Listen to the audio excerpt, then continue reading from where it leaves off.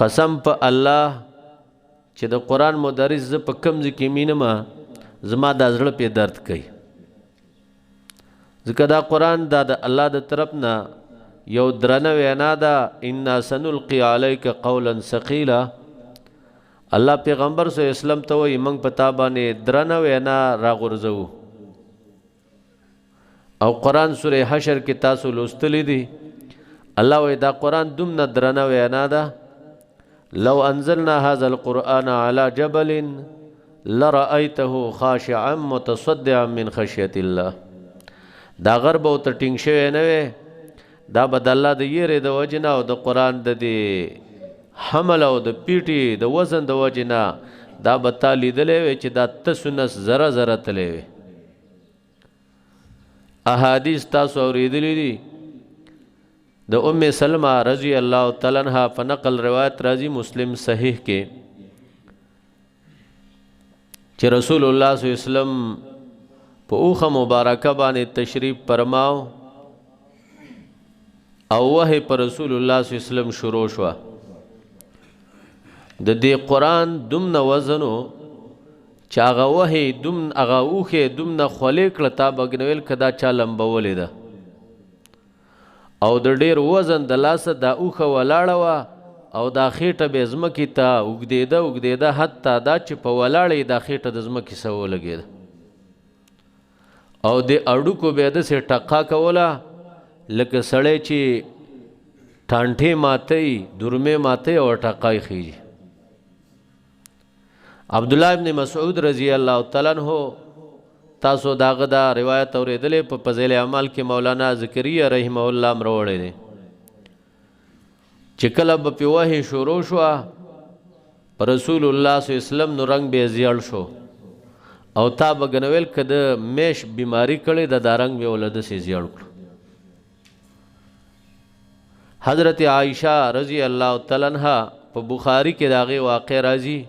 وګدا واقع حدیث د اپک پاکی یو جز داده چې رسول الله صلی الله علیه وسلم زما د پلار کرا چې ز ال تلاړلم نو ال تراله یورز ام رومانم ناستوا زما مور رسول الله صلی الله علیه وسلم زمانه د تیر شوی واقع څه تاسو کړو خو زړه را خپه شو ما ځکه چې د مدینه منورې څخه زنانم ناستوي او داغه په مخ کې بعضی خبرې ما نه خو خولې چې دایره تدلته ویلې ام المؤمنین وای چې ما نبی صلی الله علیه وسلم ته وکاته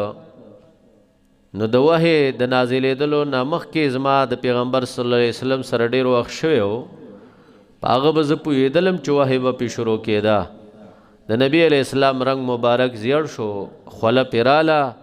او په وجود باندې اړچ ولګېدو حال دا دی چې پیغمبر له الله د سلو پهلوانانو طاقت ورکړو د سلو جنتیانو طاقت او یو جنتی لوی د څلورو پهلوانانو طاقت او یو پهلوان کې وای د څلوېختو کسانو طاقت ته زره ورکه کله استا کمپیوټر کارم نه کوي ځکه روزه اخر کړه خود دویم نه خبرو باوجود به هم پیغمبر صلی الله علیه وسلم د قران په نازلېدو باندې دومره بوج برداشت کاوه زمونږ استادو د عوام ورونو د زنانو د نارینه دا سوچي چې مولان د لوډ سپیکر ته کینی بس دیو به بازار نه پويږي او دا ولا یو خون ور کوي دا یقیني ده چې کله بازی مینه کې خون او محبت می خو پاکي هغه خپل حمل وزن او برداشت د یو لوی مشقت همي دا علما چې تاسو د قرانونو ویل دی روجو کې کلی په کلی باندې علاقه په علاقه باندې کزه تاسو ته قسم وکم په دیو کې بدسم څوک نه چې هغه د شپې د دولس نیمه مخ کې ود شوی چې بیکاره مرګره هغه به د 200 نیمه مخ کې نه ود شي چربانګ نروستم په کې دا مرګري لګي دلته چې درسو کې تلاړ شي ستړی شي ود شي او داشنا به الله ته ولاړی چې الله ځان مې مستړی کړي او د شپې د ورځې الله چې ته به نه قبول کې او قبول به نه کې نو دا زه او تاسو یوازې د یوې خوشحالۍ ته نه یو راجمع شوي چې قرآن ختم شو دعا به کېږي او زه بس مزیدي دا اوس بېشماره دننه نورې خوشحالۍ نه دي صلاح الدین مولوي صاحب او د هغه د درس شامل ملګرو نارینه او زنانه وو میاشي و نیمه دعاګانې عبادتونه په قرآن ځان ستړی کول په هغه ټولو کې اوس زموږ حصه ده انشاءالله موږ څه لیوني خو نه یو چې برناقرت په بوزه کې چې ختم لاړ شي جمال الدین مولوي صاحب خبره که نور څه نه چای پاڼې خو به پکې وکړي په روژه کې چې ختم لځې خو تشه ستړیوالی دی خو قسم په الله چې د هغه چای پاڼې نه دا چرګانو د وریجو د خوراک نه دا ستړیوالی کې مزم ده او په دې انشاءالله الله ډېر رحیم ذات دی زموږ د الله د ذات نه تمه ده چې مولوي صاحب محترم لا کومه بدله الله ورکوي الله به پکې خیراتي موږ او تاسو هم شامله کړي او دا زما خبره نه وه دا د الله پیغمبر ویلي وو چې هغه ملائک چې د دې مجلس نه چار چاپېره کینی هغه یې الله ته چیتلی وي او الله ته چې لاړی شي اوږه د روایاتو په آخر کې هغه وی یا الله چې ته د دې مجمع والا بخنه کې نو دې ته خو یو داسې سړی م راغلی و چې هغه نه د ثواب نیتو او نه د سبق د یادولو نیتو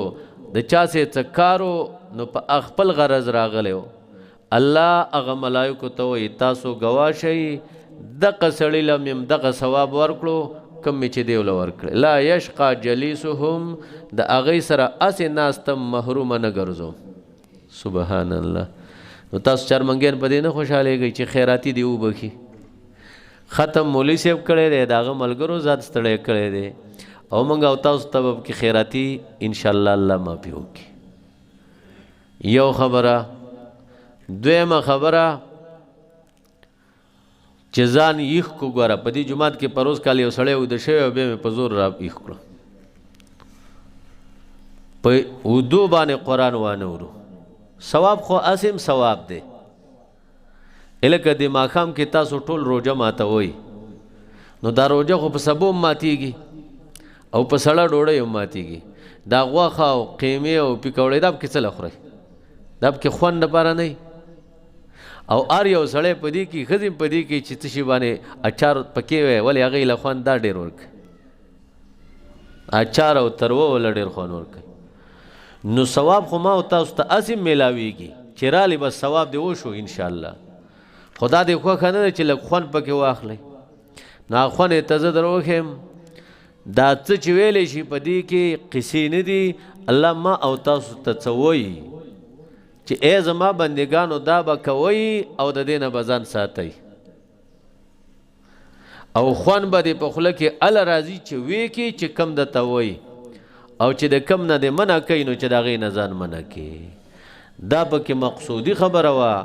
کم چې د پردې نه شاته مؤمنانې زنانه زموږ خویندې او میندې دي هغوی ته هم دا درخواست دی چې قرآن دا د الله کلام دی دا د الله پیغام دی دا د الله خط دی او دا د الله یو جواب دی په دې به ځان پویه کې د الله په جواب باندې نو چې ځان دې پې پویه کړو انشاء الله ته ګوره چې تاله د ژوند څومره رڼا جوړیږي څومره خوشحالي دله جوړیږي موږ خو پکې ځان له ازمودې وکړئ موږ ته خو دا ژوند سره د دي دا ټول ملګري چې کم ما پیژني نو ما ته ملنګ مولوي صاحب وایي نو چې کله یې راته وایي هغوی هم داسې په خندا وي زه هم داسې په خندا یم ځکه هغوی وایي چې ملنګ ما ناست چټي شي او زه چې اورم نو زه هم په دقه باندې یم چې زه هسې چټي شی یم خو قسم په الله چې د دې ملنګۍ په کار کې موږ ته څومره خوند دی که دومره به وزیر اعظم ته په کرسۍ د وزیر اعظمۍ باندې او دا د زړه نه ویو او د تمامې دنیا والاو له یو چیلنج هم ورکوو چې راشئ تاسو خو باچایي کړې ده خو د دې قرآن دا خوند واخلئ که تاسو پې دا باچایي په زکات کې به هم د دې حساب نه کې نصاب خو لا پرېږده لو علم الملوک لتقتلوني بالسيوف دا پخوا علما ویلیو که د دې درس نه او د دې قرآن نه او د دې خور نه باچاهان خبر شو نو موږ به په تورو ووایي چې مزې تاسو وکړئ او سردنډۍ موږ تېرو خدا خوندونه ال دي چې د دې الله احکام ته زه او تاسو ټول توجه وکړو. صحیح ده. دوه خبرې. درېمه خبره دا گزارشات ویم روسته چې څه ویم په دې باندې ویم دا څه چې مو واورېده که کمې را پکې کم را پکې نو چې بل ته ګوته ونه نیسو او په خپل ګریوان کې د الله سره خپله معامله پاکه کو.